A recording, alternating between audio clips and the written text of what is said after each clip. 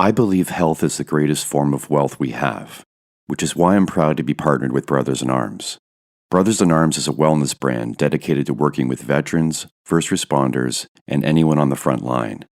Through their education, support, and premium CBD products, they help alleviate and restore the lives of those that have been affected by physical and mental trauma. Learn about the life-changing benefits and power of CBD and join their community today. Links can be found on the MCP website and IG page.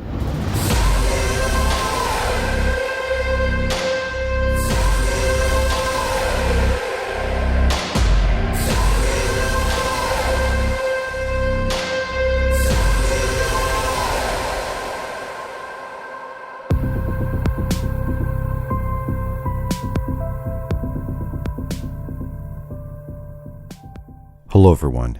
Welcome to Multiple Calls episode 43. I'm Scott Hewlett. There are some things that are tried and true and stand the test of time. The origin of yoga is traced back at least 5,000 years, and some research shows that it could go back as far as 10,000. Like any teaching, system, or idea, it has seen its share of being misinterpreted, misunderstood, marketed, and misused. Yet it has endured.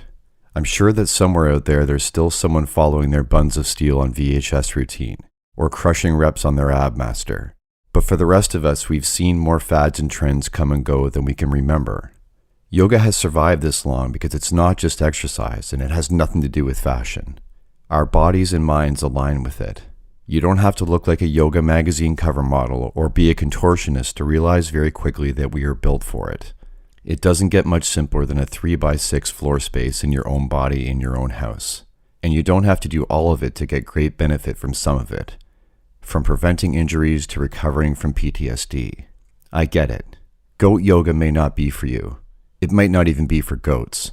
But yoga for first responders is designed for you. It's the perfect balance of what's in and just outside of your comfort zone. It's a non-profit organization that has your heart and mind in their hearts and minds. Here's my chat with founder and CEO, Olivia Mead. Do you want to start by telling me where you grew up and a little bit about your family structure and where you're at now? Tell me a bit about that journey. Yeah, totally. So I grew up in Silicon Valley area in California. I was an only child and I lived with my parents and my grandmother. I went to a Spanish immersion school. And so I was in San Jose, California, and it was heavily Hispanic there. So grew up actually fluent in Spanish as well. And I was heavy in the ballet scene. So I was a ballet dancer, being groomed and trained, which is definitely like an athlete training, to be a professional dancer. Mm-hmm. My dad was a professional golfer, and I would observe him reading and doing breath work and different kinds of yoga actually for the mindset aspect of the game of golf. So I kind of started to absorb that. In my ballet training, they also started to use yoga to train us on the physical aspect of the practice. So I started to kind of see yoga around me growing up. Even though I'm an only child, I was never alone. I was always out doing, my training. And then at 14, I went to boarding school across the country in North Carolina by myself. It was an arts high school. And so I went from being an only child to basically having 50 sisters and 2 bathrooms. So that definitely really shaped going to boarding school and leaving my home at such a young age was a hugely impactful on who I am today. And what about work when you started first entering the workforce and what you did and how you ended up where you are now? Yeah, so after the boarding school, I went to a school in New York City for musical theater. So I was obviously in the performing arts. And while I was in New York, going to school and starting my career as a performer, which I did have a career, I was in a touring Broadway show. I worked in Las Vegas. So I did have a career as a dancer and an actress and a singer. But I also got certified in yoga. So I was practicing yoga, and different circumstances that I can talk about led me to getting trained and certified as an instructor. And that was kind of what I wanted to do if I was not on stage. So in the performing arts, it's gig working, right? You don't have a consistent job, which is an incredible amount of stress. So in between the jobs I had performing, I thought, okay, great, I could be a yoga instructor and I enjoy it, I'm passionate about it, I get it, and that will fill the gaps between performing gigs. So that sort of was the case. Yoga instructors don't get paid a lot, so it wasn't like this completely great thing to fall back on, but I really enjoyed the practice. As I got older, I noticed that I started to be more interested in teaching yoga and yoga as a practice itself, and was more interested in the layers of yoga than performing. And this actually also has to do with my own identity and self-worth and mindset and all this stuff, because the inherent act of or job of being a performing artist is relying on other people's opinions of you, because you have to audition, right? You have to audition, and even though I put in years and years of training, if I'm not the right height or the person doing the audition just doesn't like my face, I don't get the job and I can't make money. It's really not great, and you feel bad about yourself. And I was kind of really, really over it and wanted to sneak out of that profession. And I got the opportunity to sneak out of that profession when opportunities in yoga and teaching yoga started to become more prevalent. And what I mean by that is I was interning at LA Yoga Magazine and I was getting more assignments there. And I had this urge to really offer the yoga training to populations who really needed the authentic practice. And those are service populations, warrior populations such as military and public safety. And when I started knocking on those doors to offer yoga to this population, turns out they needed it and wanted it. And those opportunities started to really come up that I didn't even have time to audition anymore. And I was totally happy about that. I just decided, okay, this is my new career now, is leading this type of training for this population. Being in New York, it's incredibly over the top stimulating. And Mhm. then being in performing arts too, it's a very stimulating industry. Mhm. So what was the energy like in the community that of your colleagues? What was the level of self-care happening? Were other people doing yoga? Was it kind of haphazard? Like, what was your vibe? It's terrible. It's self-care is terrible in that world. And this was back, 20 years ago, mind you, too. So maybe things have changed. But in the line of work of performing arts, especially as a dancer, your tool that you're using is your body. So it doesn't mean let me keep my body as healthy as possible. It is let me make sure my body can do what is being asked of it. So, how you're eating, how you're training, how you're pushing yourself is just so I can get my leg behind my head, so I can do exactly what's being asked of me at any cost. You see dancers and they look physically healthy, right? You see their muscles and they look great. Doesn't mean that the insides are reflecting that. The mental aspect, too, like I had mentioned, just having to prove your worth in order to put food on the table is just horrendous. It's very competitive. And, I was just talking to a friend that between gigs, if let's say I got a job at Starbucks, because listen, Starbucks is a great working environment. They give you health insurance, they pay for schooling. I mean, it's great, right? But since it had nothing to do with the performing arts, I would have felt shame taking a job between gigs that would have actually been good for my life, because I'd be too ashamed that I wasn't having a performing gig. It's like a mind fuck to be in the performing arts. And even as an actor, so when I went to school for acting, I went to a very classical acting school. And if you've heard of Stanislavski or method acting, which some people know about, they really ask you to feel the feelings of your character, right? And a character isn't written unless it's going through some shit. So that means that every day when I'm working on scenes or working on whatever, I'm entering emotions of someone's life that's going through something. Otherwise, it wouldn't be a play, it wouldn't be on screen or on stage. And that really did a number on my mental health because, okay, you're going to play a wife who's abused, you're going to play this or that character. And the emotional roller coaster of actually feeling in your bones these emotions in order to be a good actress is really hell. But I loved it when I was doing it, maybe. I don't even know, but I got to a certain point in my adulthood where I was like, I can't handle this for my mental health anymore. So I really need to do something that's better for me versus what validation from an audience, validation from, people I'm auditioning for, outside validation. I need to look more internal. When you were first exposed to the emergency service community, was it immediately apparent sort of the parallels between that community and the community you were just talking about? Because a lot of it translates. Oh, absolutely.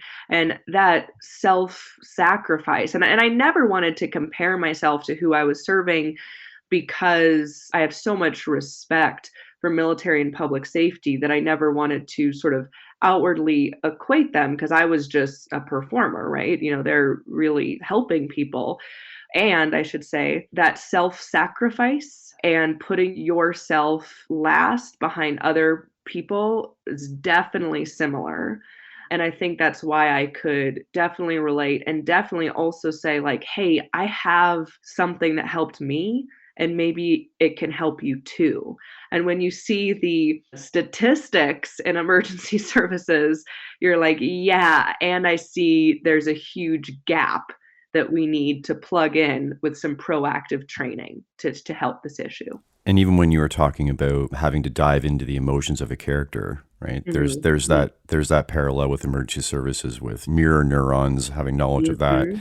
taking on the emotions and energy of the people you're there to help. So it's incredibly interesting to hear you talk about dance and performing, and I'm seeing the parallels in my world. Well, what's interesting about that too is I went through a fire academy and police academy for the purposes of my work, and I loved it. I loved doing the skills, but I also knew that I could never do the job because of that emotional aspect. I just couldn't dive back in to the secondary traumatic stress, vicarious traumatization.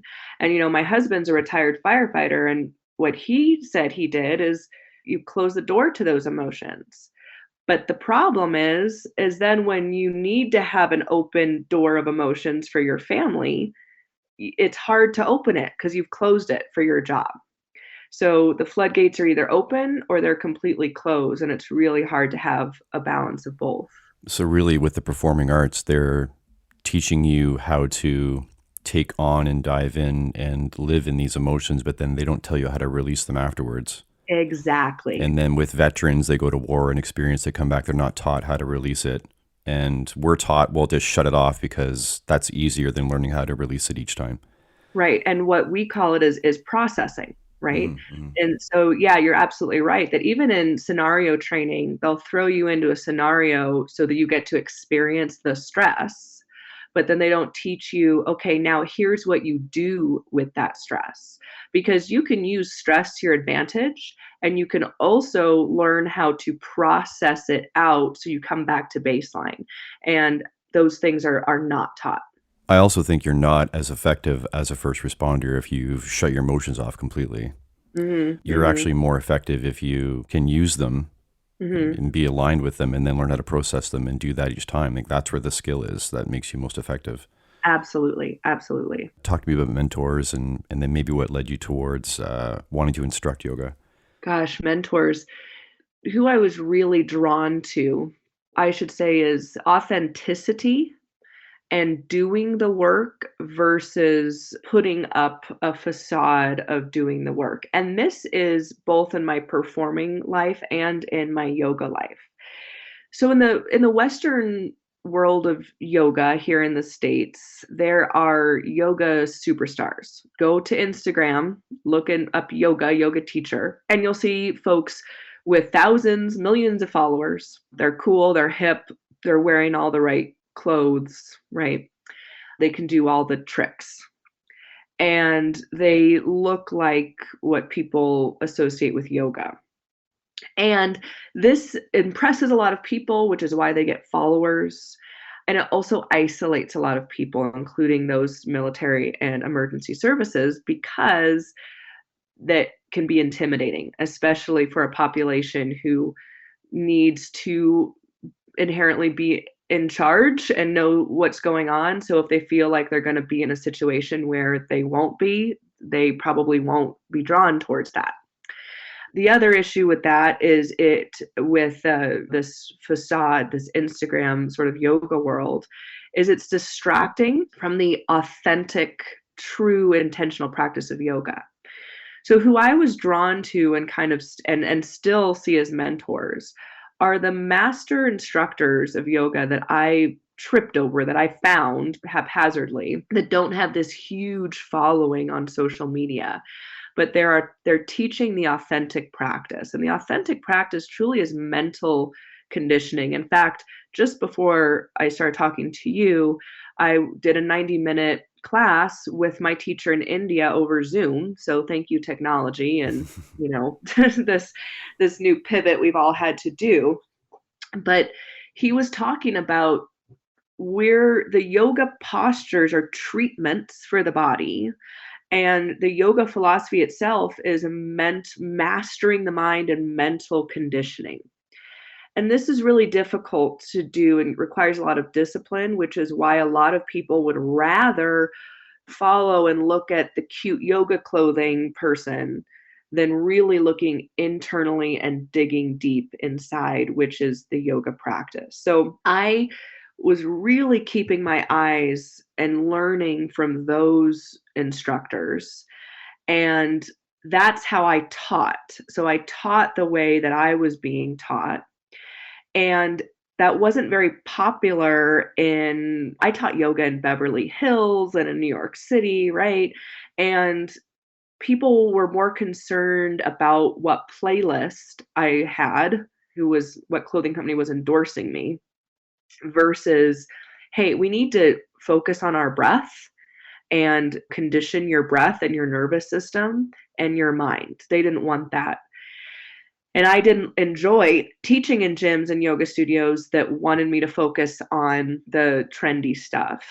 And so that's what kind of was pushing me toward teaching military and first responders, because I knew that population could use it and would want it. Very similarly, kind of with my performing career too, I was more into the folks that may not be famous, but was really doing the craft and really would make you feel something if you saw them on stage. Again, that's also the same reason I had to leave the profession, because when you do that, it does a number on you. But I think I've always been drawn towards authenticity and truly doing the work. Firefighters and emergency responders always want to think that they're very unique as people. But the more I talk to people and about their industries, listening to you talk about it in the performing arts, the facades, and then the yoga industry, the facade and the real, that exists in the emergency services too. It seems to be it's not an industry thing. It's not a uniqueness that comes with the industry thing. It's just a people thing. Yeah, it's a human condition. And I say something similarly to what you just said, is just because someone is wired to be a cop or a firefighter or go into that profession does not mean that their brain or nervous system is different than any other human. So they're seeing more trauma, more loss, more death, more destruction in one day than the average civilian will see in their entire lifetime. Yet they're not being given the tools for their nervous system and brain to handle that. As if when you go and graduate from the academy, all of a sudden you get this nervous system of steel or something. We have to remember not only civilians in the community, but the first responders themselves need to remember their humanness. And there's very much a front of I'm tough. I fight what you fear. I run Mhm. towards things when everyone's running away. This Mhm. sense of not being afraid of anything. But there Right. really is a sense of fear of their own emotions, of the unknown that comes with emotions. And they would rather white knuckle it than maybe be brave and try something that's going to benefit them. Right. Or train for the fear, train for the humanness. It's not being tough and brave doesn't mean just going for it. In fact, I would say that's actually being irresponsible. You have to train just like you train your body and your skills. You have to train your brain and nervous system for what you're about to see. I do think it's brave and incredible for someone to run toward danger instead of away, but I would truly hope that person has done some training neurologically to be able to do that, Mhm. not just skills and not just physical. But again, it's just being a people thing. We see a lot of bystanders with no training whatsoever that react in the similar way. So perhaps it's more personality traits than a chosen thing or something that happens to you when you choose to become an emergency service provider. Oh, definitely. I was doing some simulation, some shoot, no shoot stuff with a police department, just private training, and they film you and how you're reacting to these scenarios. And you're in a 360-degree video room. So it looks very real and it's based on real scenarios. And they show you the film later. Now, I could have sworn that after I had drawn my weapon, I was walking toward the incident, towards the person. The video showed me backing up. Hmm. So what's incredible about that is, and like I said, I love the skills I learned in the academy, but I know that it's not my personality to do it. And it's not because, listen, if I were the only one on a sidewalk and someone needed help, I wouldn't run away. I love people and I would love to help. But I agree with you that there's something in the personality that makes someone back off or go towards it. And that's great. Thank God those people are out there. Now we just have to make sure we give them all the tools possible so they don't self-sacrifice in the meantime. Do you find that there's a fear of yoga or what it means or what it's going to do to them if they start doing it? Oh, totally. 100%. And so I have to tell you that 90% of my job is convincing people, and I don't that word convincing is Hmm. wrong. Hmm. It's like educating, Hmm. right? Inspiring Re people? Yeah, and re-educating on what yoga is and isn't. Because of that trendiness and what they see, like if you Google the word yoga, you are not gonna find a cop or firefighter at the top of Google doing yoga, right? And so what the fear seems to be, a couple things.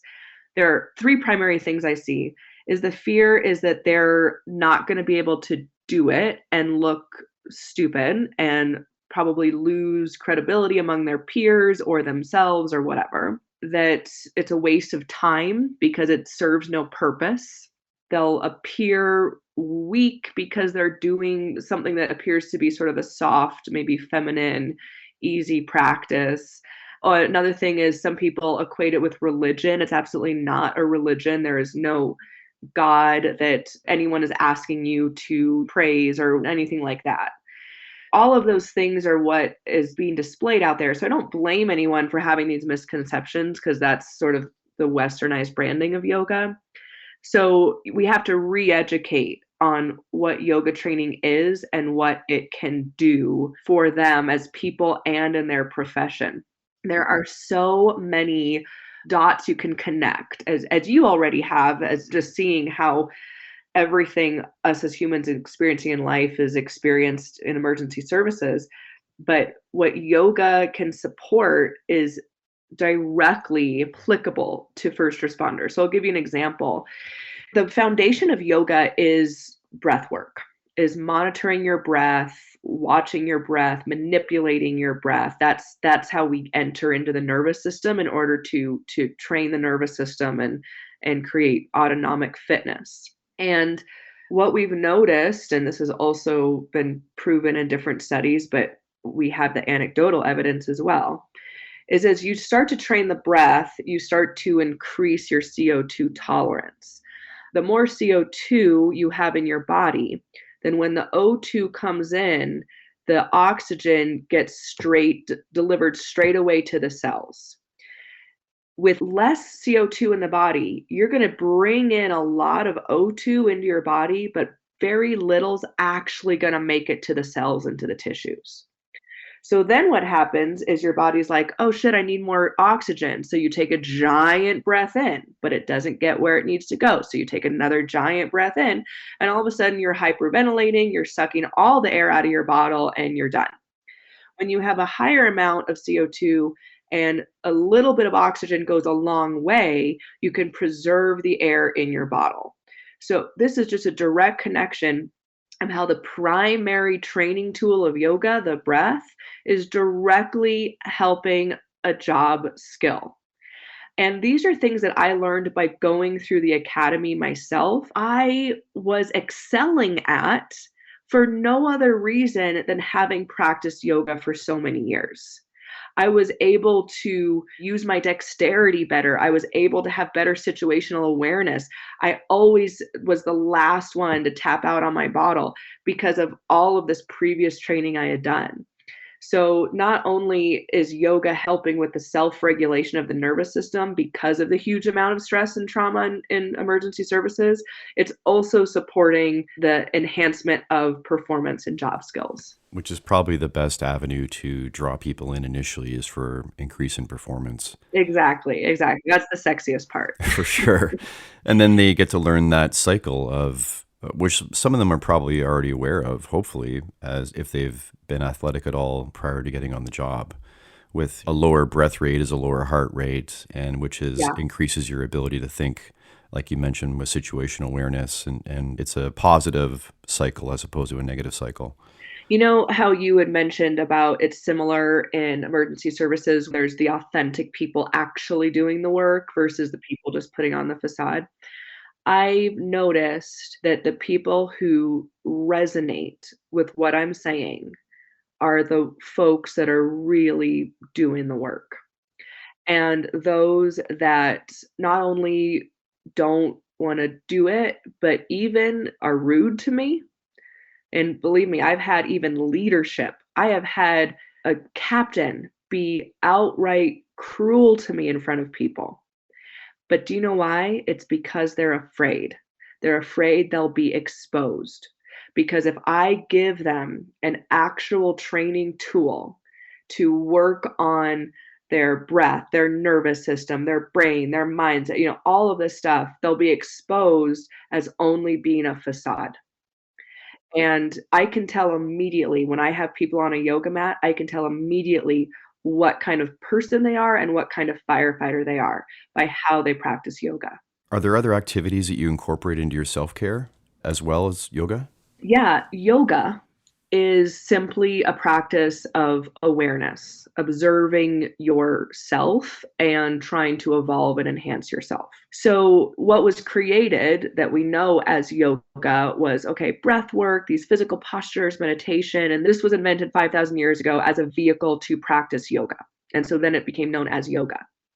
But actually, the word yoga and the practice of yoga is simply a self observation.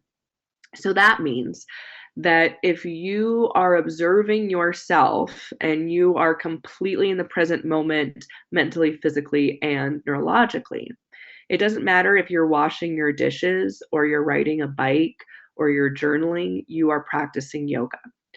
I do a practice of self-awareness. It's from a manifesting course, but it's not like, okay, I want to manifest a new car or this or that. This whole practice of self-awareness is to notice patterns, mental beliefs and patterns you picked up in childhood, and to recreate new neural pathways of self-worth. Because when your self-worth is heightened, then the life you want comes to you. That's the theory.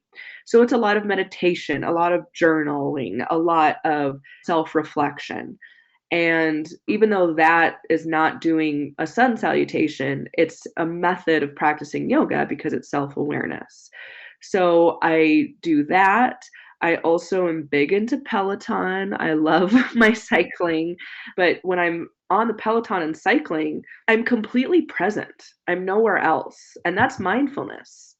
So that's a practice of mindfulness. My husband's an outdoor cyclist, And he says the same thing. And in fact, he and his crew started a cycling club at their fire department.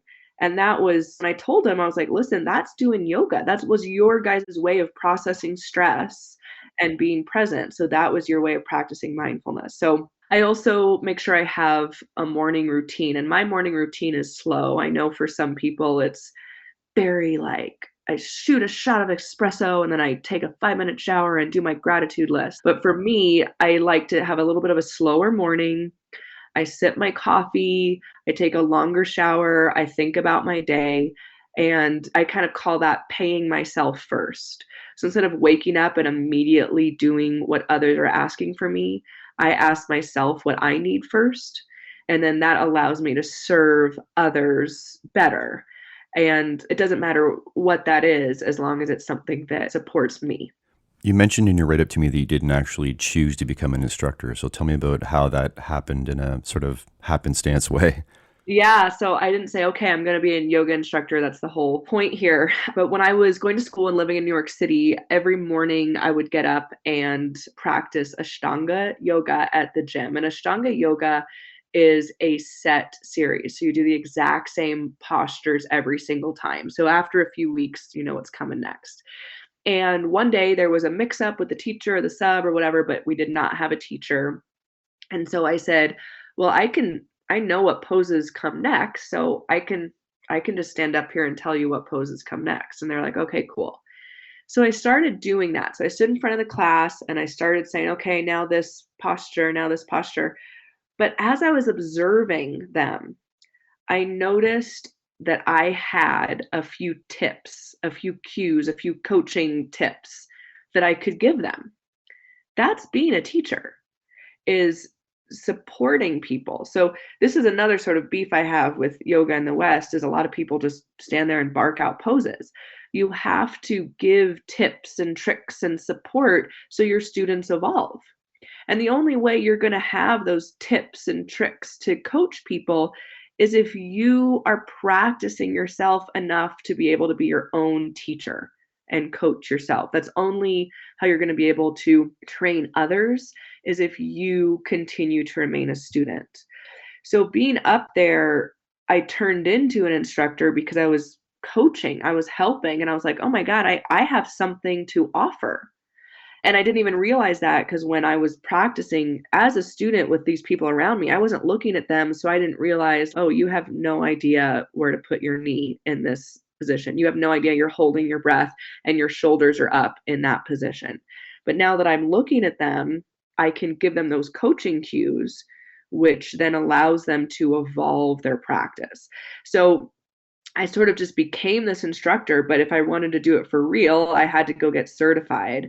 So got certified and just continued to learn myself and give coaching tips to others. And that's what I'm still doing. It's been 19 years. I can't even believe that. Amazing. I sound like I'm really old. I'm not even 40 yet, everyone. Okay, just so you know. But like, I've been teaching for 19 years, and that's all I'm doing. All I'm doing is telling you what I've learned myself. It really, we've touched on it here and there along our talk so far, but it really is a avenue or medium for self-discovery Yep. and learning how to meet yourself where you're at, and then taking small, consistent steps along the way. And there really is no end to it. No, The no, no, idea no. of having a growth mindset. I mean, all these things come to mind when I think about how I've incorporated yoga into my life. Yeah. No, that's absolutely true. It's not, even though it has similarities to martial arts, but it is not a belt system where you accomplish something and you keep moving upward. Every day, yoga is more about capacity versus capability. So what is your capacity today? And what, as my teacher says, what treatment do you need? What do you need to give yourself to work on that day? And that requires, yeah, that self-reflection and self-awareness. And I think that's why this is a training tool that is only for certain people who are willing to look inward. I mean, that's scary. And like I said to you before, the people that are running away from it, they can give any excuse in the book, But the reality is they're afraid of the self-reflection. But even if they wanted to ignore completely, at least initially, all of Hmm. the personal internal benefits that can come from it, Hmm. even if you approached it from strictly a physical standpoint, Hmm. people are fans of chiropractors, but I feel like I use the analogy of when you start going to the chiropractor and you're set, quote unquote, straight, now you've got Hmm. this baseline for what your body feels like when it's not crooked and bent out of position. Then you start to recognize when it is out of position quicker, and then you end up Oh making an yeah. appointment going in and getting set right, and you feel better. Oh yeah. That's a great comparison. The physical aspect of yoga can be the gateway drug because you start doing it and all of a sudden you become aware of, you notice like the day you don't do yoga, you notice, Right. Even for, I had a couple nagging issues, all first responders do. And I've noticed when I do yoga every other day, those issues are gone. They don't exist. And then I started to think, well, they're fixed. They'll never have them again. And yoga tapered off a little bit and they came back. So Mhm. really, that's the thing that's keeping that from becoming a bigger problem is Yep. doing that practice. I've heard that same thing several times from other people. It's absolutely true. And people, I think, are very afraid of that. It has to be incredibly intense. Mhm. There's quite a few basic yoga poses that have great benefit that you don't even have to go farther down the road into anything else if you don't want to. You could build a toolkit of things that work for you and just stick with those and repeat.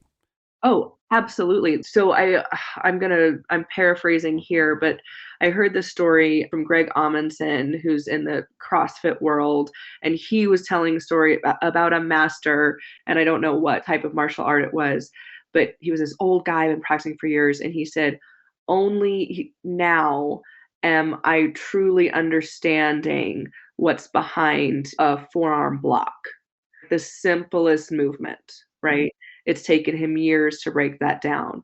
And I tell everyone, all you need is a sun salutation. You could work on the awareness of a sun salutation for the rest of your life. And I build curriculum for the Air National Guard. And one of our instructors said, okay, we went through all of the classes. What do I do now?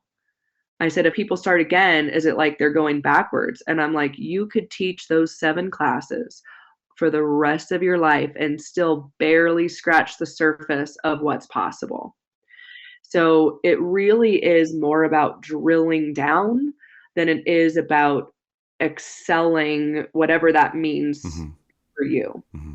Over all the years you've been doing yoga, and I say this because I have this experience, so I don't know if it's unique or someone's having a similar experience. Are there poses that you've always not liked, or that it comes up in the prompt, it's like you have this groan moment, right? Like your body, your mind just doesn't like it. And then I also want to add to the question: are there poses that you get into that you feel for you always create a release, on Mhm. physical but also emotional? Like so for me, it's half pigeon, right? I get into half pigeon, one or the other, and there's something about, maybe there's stress that's been being held in that area or in those areas, and it can be an incredibly emotional experience. And I noticed it then that maybe it's also followed on a week where there's been a lot of stress. Mhm, mhm. Oh, you're absolutely, and it's funny you mentioned pigeon because I was part of this training that mimicked a 24-hour shift, and so they had several different areas for training, stations for trainings throughout 24 hours, and so I basically taught 12 yoga classes in 24 hours ranging from 5 minutes to 45 minutes. It was very interesting, but in one of the sessions in the middle of the night, everyone was in their bunker gear and I had them doing half pigeon, and someone really said all their sort of demons started to come up. Not a trigger, but that's stress processing because a lot of stress and trauma are held in the hips. So when you do hip openers, such as pigeon pose, those things start to come up. Now, here's the thing, you don't just get out of the pose and Mm-hmm. say, "What's that?" Mm-hmm. No, that's when you breathe. That's when Sink you in. know, yes, exactly. You drill down more because that's the processing of the stress that's going to allow you, as you mentioned earlier, be a better firefighter later because you're not dragging that weight with you. You've processed it out. So it's funny you mentioned that particular pose.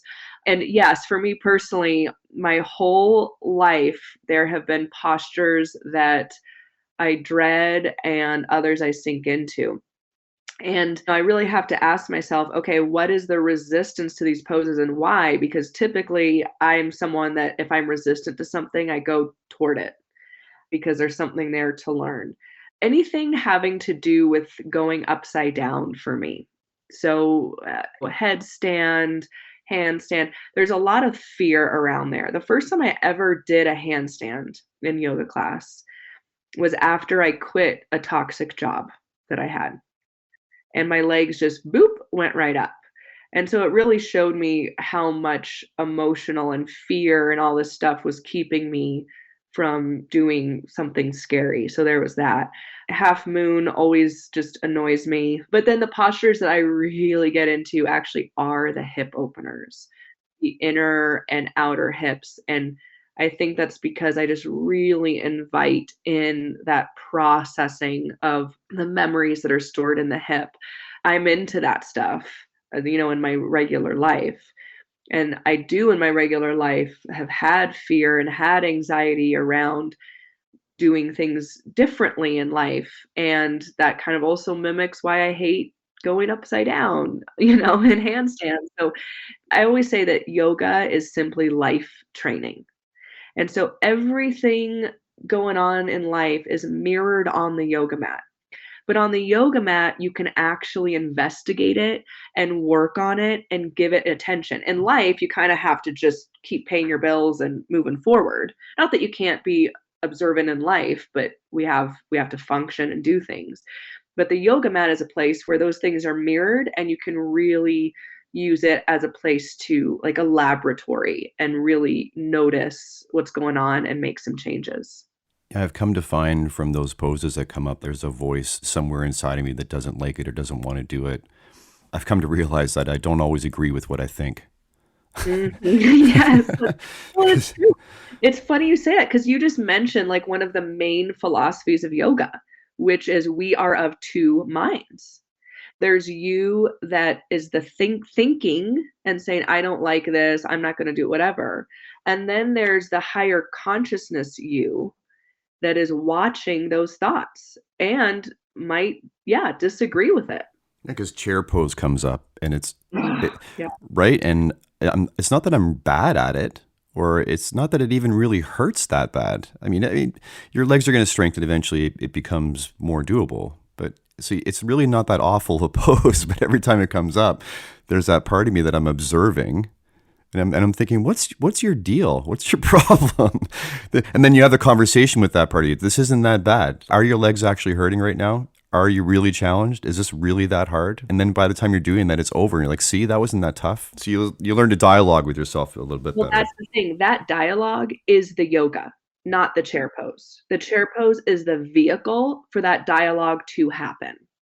So observing that dialogue and being able to notice the conversation, that's the yoga. I don't give a shit about the chair pose, but the chair pose has to happen so that dialogue can happen. Right, right. And then in the meantime, are you gaining strength and mobility? Sure. Is that beneficial? Absolutely. But that's sort of this cherry on top. When I'm teaching our instructor schools, which is our 60-hour intensive training to be certified in our specific protocol, our protocol for yoga for first responders is traditional yoga that's just job specific and culturally informed for public safety. So it's tailored to those needs. So in our intensive training, I get people to sweat and I get people to probably not like me in those moments because I give them some challenging postures. But I keep telling them, observe, observe, observe, observe your thoughts, observe your breath, observe what your body is doing. Are you shrinking? What's the first thing you compromise when you're uncomfortable? Notice all that stuff because later it may not be the chair pose, but it's going to be a community member on the street yelling in your face or your captain saying this or that. So if you've already done the work on being able to create more space between stimulus and response on the yoga mat, then you'll be able to do it in real life. It's really bottomless. Even when you're in a pose and all of a sudden that day it's more comfortable and it seems to be like you don't really think about it when you get into that pose anymore. All you have to do is shift yourself an inch, and all of a sudden it's just as hard as it was the first day you learned it, Yeah, because you or realize you've been coasting and you haven't been then, yes, stretching to that next place again. right. We call that the 4%. The challenge has to be 4% out of your skill or ability in order to stay mindful. Because I tell people all the time, listen, who in here has done a lot of yoga? People raise their hand. I was like, all of us are most likely not practicing yoga mindfully because we've done it so much. We know what move is next, and we are putting in our coffee order right now, for later. It's the beginner's mind that is completely present and mindful. So that's why we always have to be a beginner when we come to the yoga mat and keep that challenge 4% out of our reach. But would you say that sometimes going and coasting through it there's also a benefit to that, as long as that's not your standard? Yeah, I mean, I think there's a benefit to everything as long as you're aware. There is some times that I'm like, "Okay, this is gonna be a step and repeat for me today," but guess what? I'm moving my body and I'm moving my breath, and that and here's the thing, by 4% challenge, I don't necessarily mean always physically, right? So maybe you're coasting physically that day for whatever reason, but the 4% challenge was to get your ass out of bed and get to the yoga mat. It doesn't breaking a sweat or not is not what I'm talking about. It's more of having that observation of whatever's happening that day. If you are observing, you're practicing yoga. Especially with, say, dancer's pose, right, where a lot of balance is required. I find if you're very tired from shift, or your Mhm. body's just beat down, your balance is off, or Yeah, you're sleep deprived. Even yeah. just attempting it, but I try. I'm better at it now. Like, you don't beat yourself up if you can't do it the way you were doing it the last week. It doesn't matter. It's how you're able to do it today. Right. Well, yeah, absolutely. So that's observing. And also, we really encourage scalability based on your capacity. Again, not capability. If you're really tired from shift, that you're having a really hard time in dancer's pose, that you need to put your hand on the wall, that doesn't mean you don't have the capability of doing dancer pose. You definitely do. You did it yesterday. But your capacity today your 4% today is, I need to work on the mechanics of this pose because I'm so tired that if I just try to push my leg back, eh, I'm not doing anything. But if I just work on hip placement, make sure my knees are together, pushing my foot into my hand, keeping my chest open, your leg does not have to be up behind you. The heel could be touching the butt, but you're working on your mechanics, and that is your yoga for that day. And is much better than just abandoning it altogether because, well, I'll do it when I'm rested. Well, absolutely, and here's how it mirrors too, is are you gonna be okay, let's say a structure fire comes in on your last hour of shift. Are you tired? Yeah, you're gonna be tired. And so you don't just throw yourself into it. Maybe because you're tired, you have to really be specific about the mechanics of what you're doing so you don't make a mistake.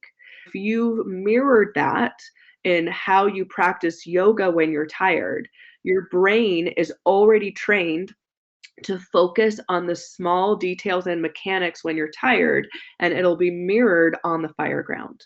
And that's, again, meeting yourself where you're at on that day. And Yeah, I think people confuse grinding and having grit with being hardcore with, well, no matter what happened last shift, I'm going to get in the gym, I'm going to try and crush a PR with my squats and my bench press. right, And that's what warriors do, right? right, That's what injured warriors do. right.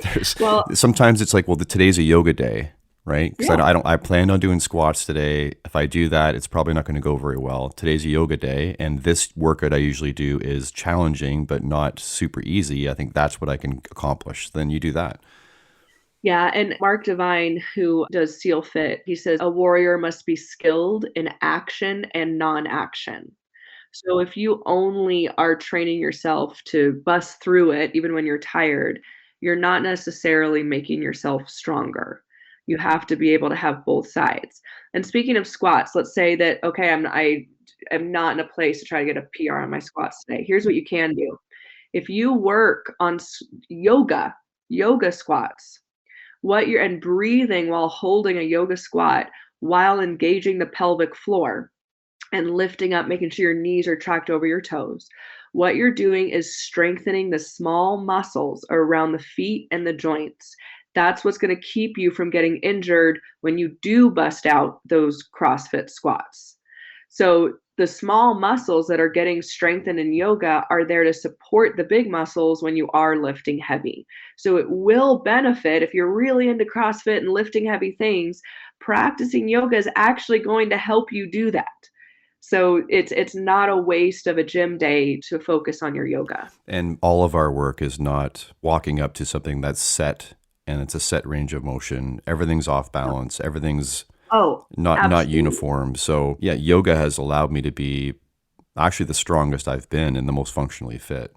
I love that. I love that. Like, I had a firefighter explain to me that where he really realized how the yoga movements was helping him is how many times he's had to figure out how to get someone out from like behind a toilet, you know. And he was like, wow, I am literally making like a warrior two position now, or a lunge twist position. And thank God I have worked on how to breathe and be in this position safely, because it was easy for, and that's what what I meant too, when I went in the academy and I was excelling at certain things. It's because I had body movement and functional mobility that other people didn't, even though they were gym rats. So yeah, you have to really move and train on all planes. I think it's more of a wake up call when I instruct firefighters on skills, that how limited their mobility is, how limited their, stabilizer muscles are strength wise, how Yeah. limited their movements are, and how they need to work on that in order to do the skill we're working on. Yeah. Yeah. It's very strange. You pointed out it's really obvious. And I don't know why there is, for most, a roadblock to still do that. It's changing, but I still see people more apt to lift heavy than work on processing the stress out of the connective tissue, which is keeping them from experiencing functional mobility. So tell me fully the story about yoga for first responders, how it got started, and where you're at today.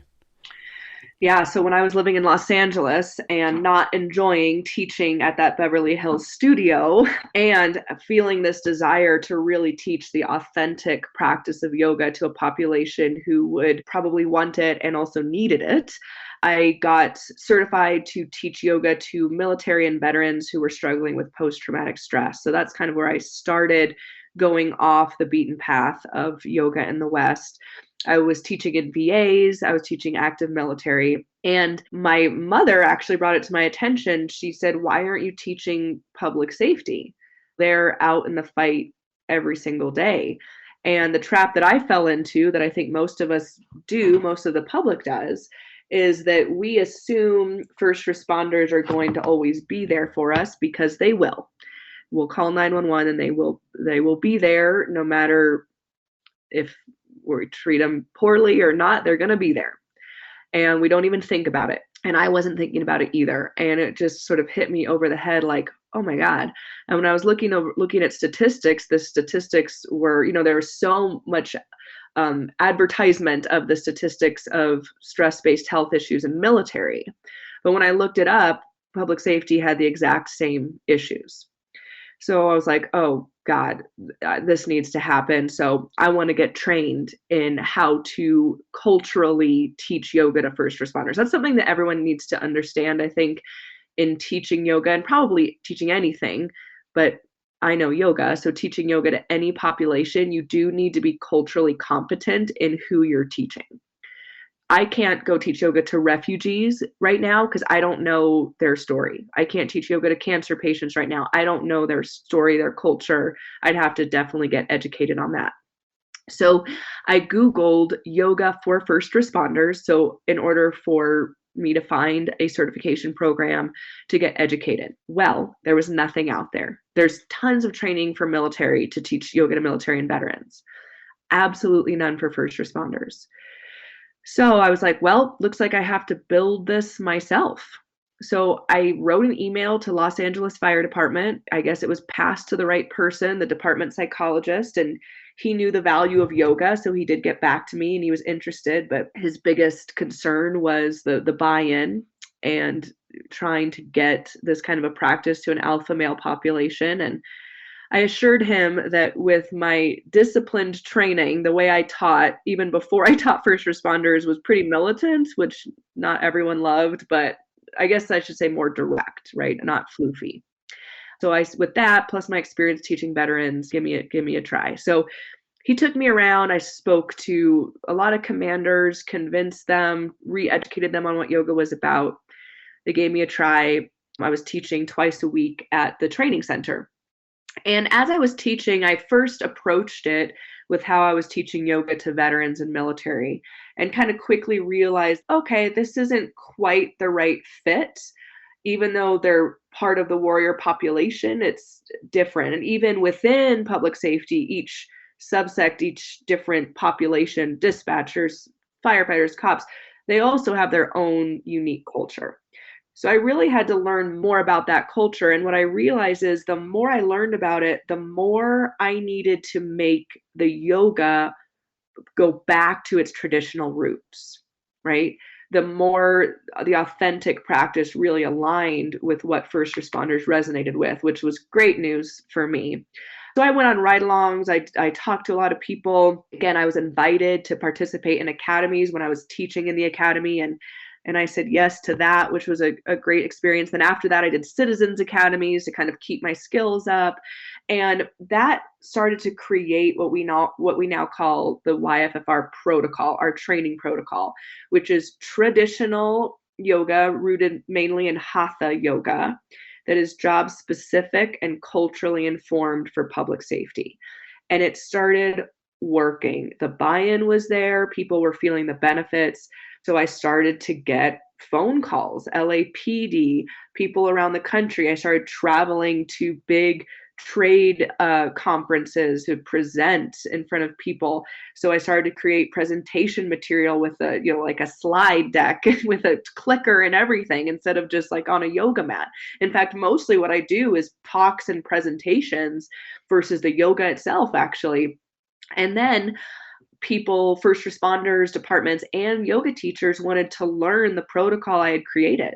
So I created a curriculum for an instructor school that certifies civilian yoga instructors or first responders with no yoga experience on our approach.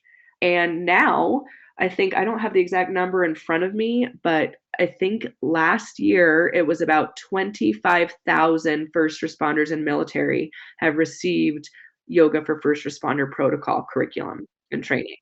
We have 150 teachers around the country, Canada, Australia, the Netherlands, that are delivering our curriculum and our training protocol. And we're starting a research study that we'll be launching in a couple weeks. We also have online training now, like everyone does, but our 6-week online training went through a pilot study, and everyone who completed all 6 weeks had significant decrease in stress symptoms. And that led to a fully funded in-person training that's starting in a couple weeks. So it basically started from me being pissed off at the Western yoga world for not teaching the authentic practice, to now having a nationwide training protocol for first responders and military. How have the interactions with others through all this work affected you personally? Yeah, gosh, that's interesting, because there's been two major impactful events or feelings. I mean, I've had people literally say, this saved my life, this changed my life, where you just feel, I don't want to say that I feel proud of myself.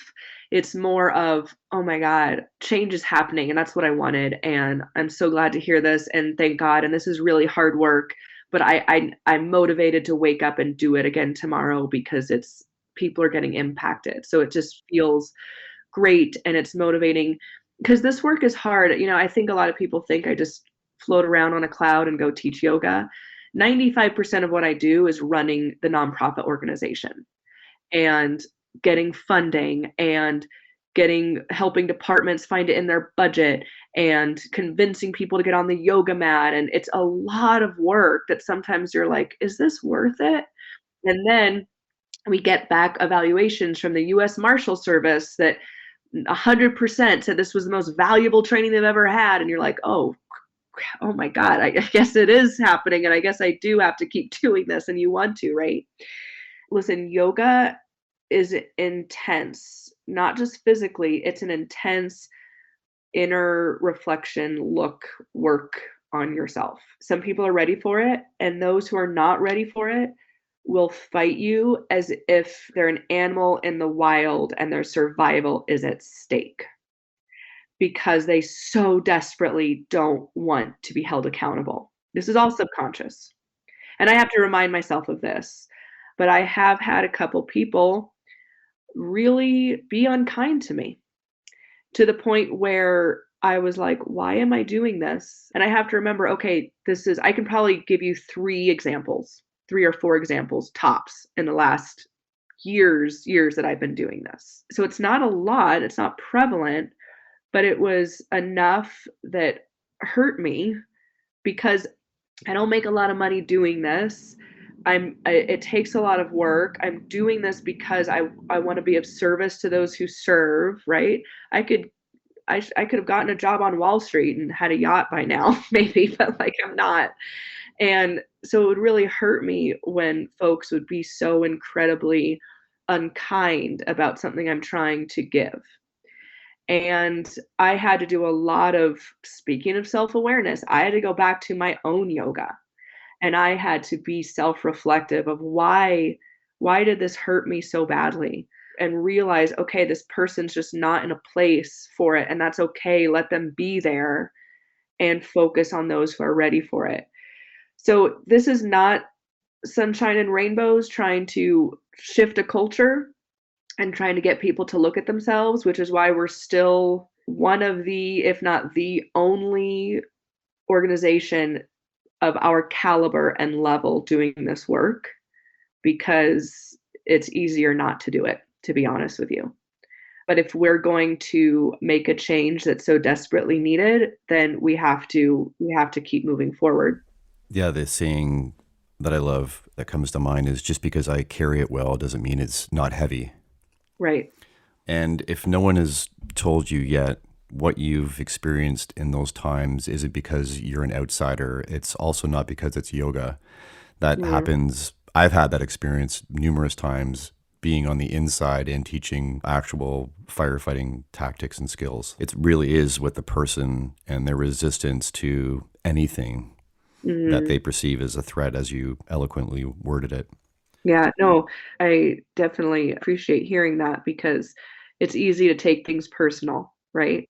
And that's part of the self-reflection and the awareness is that nothing is ever personal. I was just speaking to one of my colleagues last night, actually on shift, about that he's looking into doing some instructing work. So we were talking about mindset of an instructor, and we did touch on this about taking things personally. And I tried to offer that perspective from over the years of having had the similar journey of your job is more just to remove the excuse of ignorance. Yes. That's your job. So Yes. you've done that. You can wipe your hands and walk away. And whatever anybody does with it or however they come to it, that's on them now. But you've done your job, and what they're experiencing from what you're offering has nothing to do with you personally. Oh, that's exactly it. I love that. That's exactly it. And I've only recently come to discover that in my journey as an instructor, is it is not my job to their reaction, their response, what they do with it has nothing to do with me, and it's not my responsibility. And so now I really focus on making sure what I deliver is clear and is applicable, and that's the only thing I have control over. When you're interacting with emergency services, are you mostly going through peer support teams? Are you aware of that? Or are you interacting with their mental health teams, wellness teams? Who are you in direct contact usually with? And what's your awareness of peer support in that world? Yeah, all of the above, I would say. My husband was on the peer support team. I'm very aware of peer support because often we are batted over to the peer support person or peer fitness trainer. We can fit into a lot of categories: wellness, peer support, physical PT stuff. What I've found when it comes to in-services, we're typically under the umbrella of wellness or peer support. But when it comes to training, we're in academies sort of put under maybe the PT umbrella. Even though we're doing more than PT, as we just have been talking about, it's just the best block of time to put us under. I enjoy more being put under the proactive training. And if that means we have to be in the PT block, that's fine, versus peer support or wellness. And here's why. I really want us to be a proactive training tool so no one has to make use of peer support. I don't want us to have to be a reactive model like, okay, now you're bound up, it's time to go to yoga. I also want to not be attached to any stigma someone might have about wellness or EAP or something like that. And nothing's wrong with those things. I'm happy when they invite us in, but I really want us to be more of a skill. So you learn knots, you learn ladders, you learn roof ops, you learn your proactive resilience training through YFFR. I want it to be this proactive skill that you just expect to experience in the academy like everything else. And in service, you get your in service for, your EMT, whatever, and you also get your in service for yoga. You get CEUs for that. That's where I want us to be, because I think that's going to be more easily adoptable for people than trying to associate it with peer support and wellness that, despite their best efforts, is probably still, how do I say it?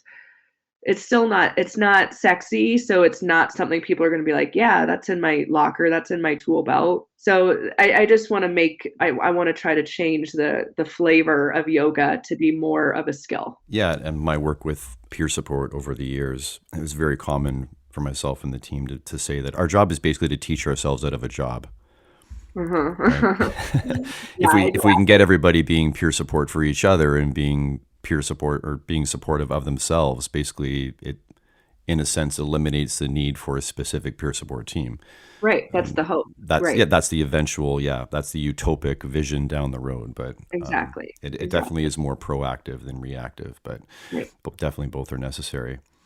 So how would you recommend any first responder start to add yoga into their life? Yeah, it's can be so short, easy, and simple. You do not need a yoga mat. You don't need yoga pants. Wear pants if you want. You don't need or yoga. Not. It's your house. Yeah, if you're by yourself, do whatever you want. Right. But you don't need special clothing. You don't need a yoga mat. You don't need even a lot of time. I have a software that shows biomarkers, and you can make neurological change with 3 minutes. 3 minutes of yoga. So don't think I don't have 60 minutes in a yoga mat by myself to be able to do yoga. So you can start very, very simply. What I've tried to do is create a real easy gateway into it.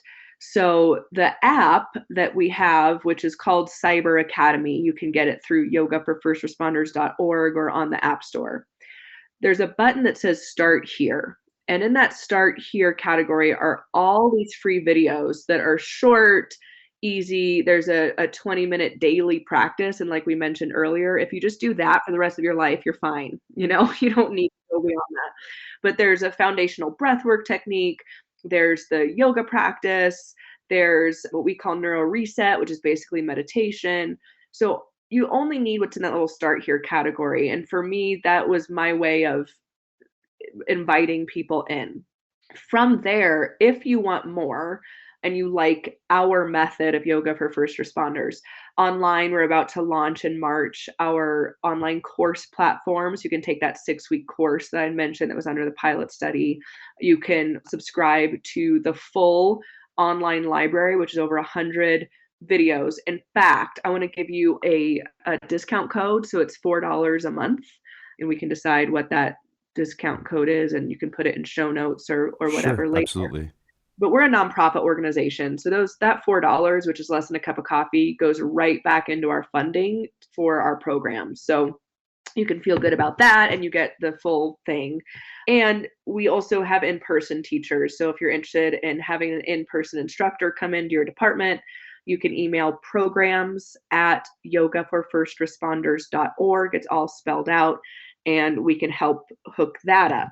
Now, if you like what you see with Cyber Academy, but you're like, you know what, I want to try a friendly neighborhood yoga studio, totally do it. Go to the gym, try your yoga studio, and support it and love it. Just know that what we do is going to be a little bit different than what you'll most likely and probably find in a studio, right? We don't play music, we don't light incense, anything like that. So just know that that is might be what you encounter, and I don't want anyone to do that. I don't want someone to hear everything I'm saying, go to a yoga studio and be like, whoa, this is not what Olivia said it would be at all. You know? Right. So it's not that I don't want you to go to the yoga studio. I just want people to know that it's different. So if you want to keep going with us, like I said, plenty of ways to do that online or in person, or you can start with Cyber Academy to dip your toe in, and then maybe go to a neighborhood yoga studio if you'd like to try that out. I've been to yoga studios, through the years, but 95% of all the yoga I've ever done is at home on an app in my garage or my basement. Right. It's not super glamorous. It's just, Oh, me too. My yoga room's in a closet. I right. literally have a closet.